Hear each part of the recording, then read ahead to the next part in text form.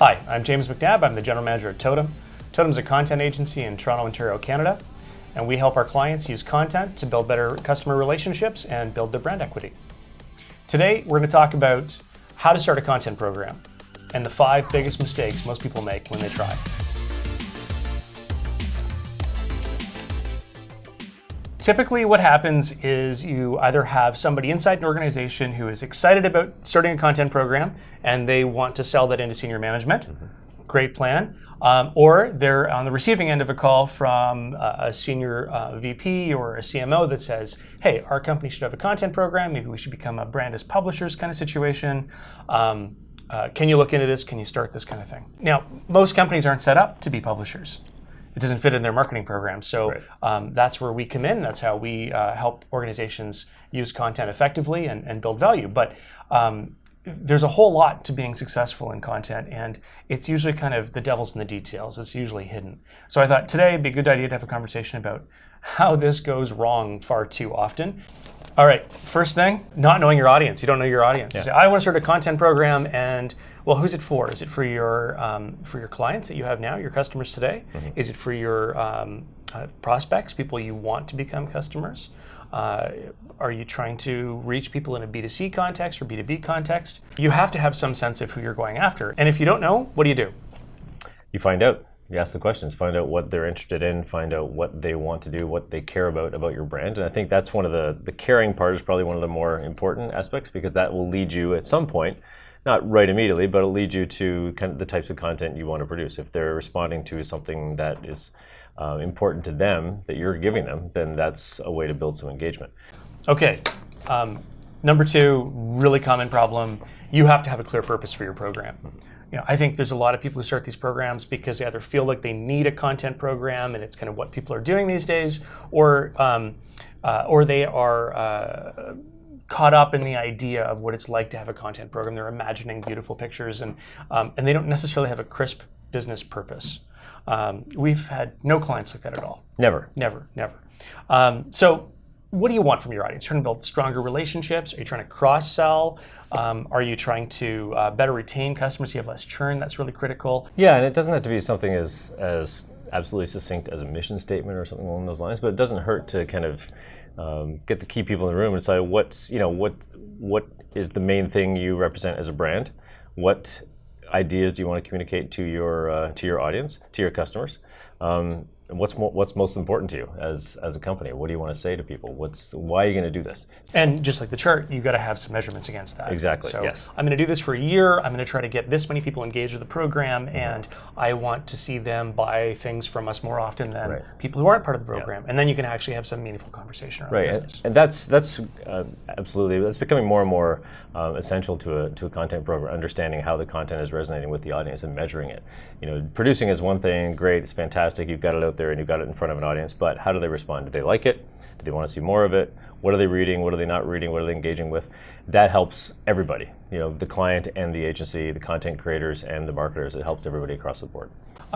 Third typical mistake is kind of choosing your format up front. Like, I want to have a magazine because that's what's important to us. Don't play Field of Dreams roulette. Just because you build it or you send them a magazine does not mean they're going to read it or pick it up or anything like that. So you got to ask, what are they reading now? Are they opening your emails? Are they coming to your website? I mean, these are critical things. It's great. I mean, I think in this age in particular, when magazines are still having a bit of a renaissance, people still gravitate towards that tactile thing. But that may not be the answer to everyone. Maybe the web content is better. Maybe social media. So yeah, it's good to look at all the options at the very beginning. And we've helped all kinds of clients figure out what channel to reach their audience, what formats to use, whether that's going to be in print, something on the web, social media, video, email. I mean, there's lots and lots of options, and depending on how your organization communicates with clients today, that's going to tell you a lot about the best way to reach them. So we can help you sort through that and make some informed choices.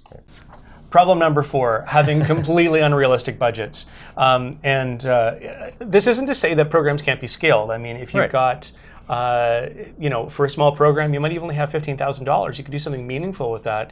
If you're going to do something ongoing, annually, anywhere between 50 and sky's the limit, $5 million. We've got programs that fit into those brackets.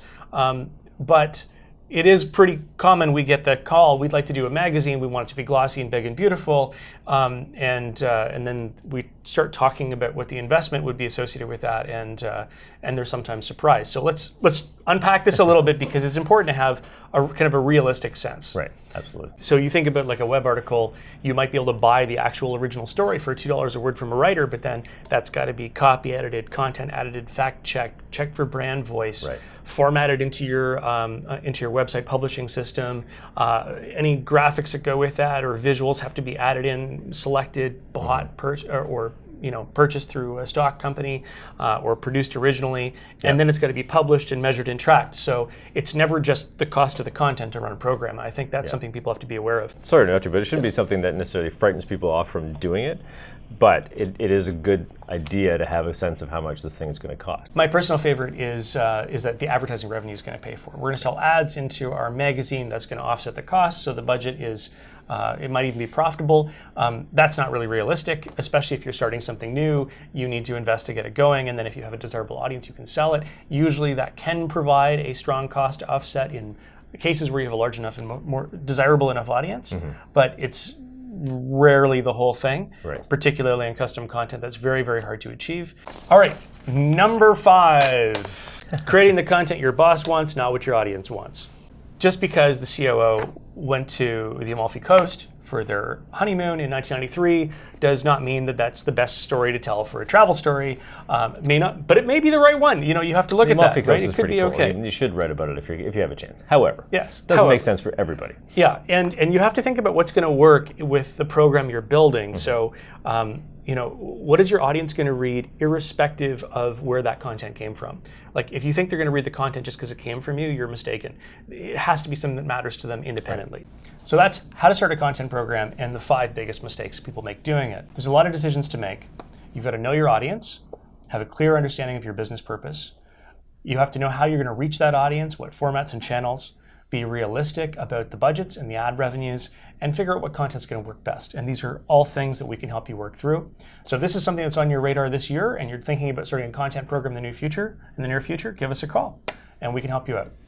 And we'll be back next week with another conversation about content.